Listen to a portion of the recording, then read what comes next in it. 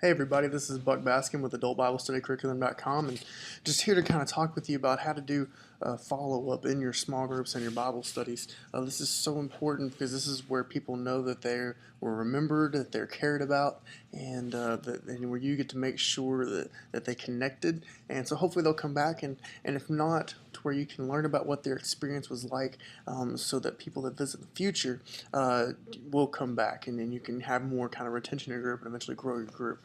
But the thing is, before we can get into ways to follow up, we've got to realize, like this lesson says, that it all starts with organization. It starts with being very, very organized.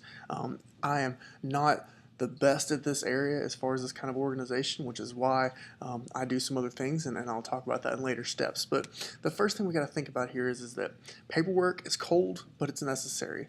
When someone comes in and they're coming to visit your small group, or they're coming to your Bible study, it feels kind of weird to have them fill out a card. And honestly, I hate the cards. I keep thinking that someday we'll come up with something better.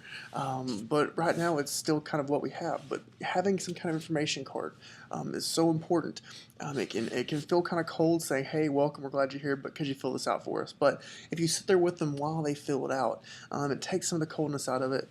And like I said, it's just a necessity so that you can have some contact info. The other thing you want to think about is get information on multiple forms of contact, because in order for us to follow up, we have to be able to get a hold of them. And you never know if a phone may get disconnected, or their email address may not work, or mailing, sending a letter if they have to move or something like that. So if you get multiple forms of contact, you're sure that you can get a hold of them.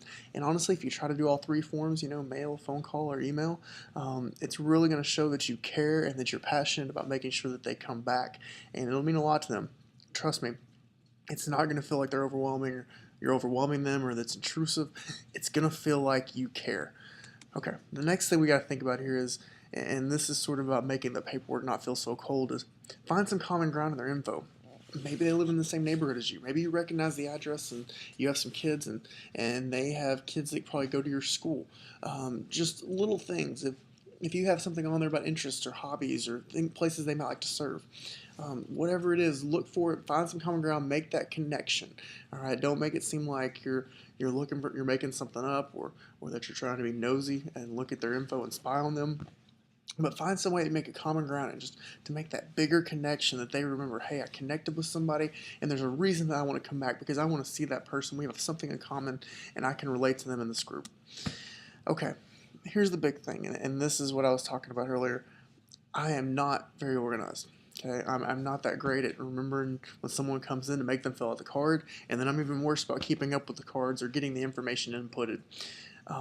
You may want to delegate this responsibility, okay? Because being able to truly follow up with people and grow your group starts being very organized. And so if you're not an organized person, delegate this to someone in your group, someone who's gifted in that area, and they can do this for you. They can take the cards, they can get them filled out, they can put the information maybe into a spreadsheet or a database for you.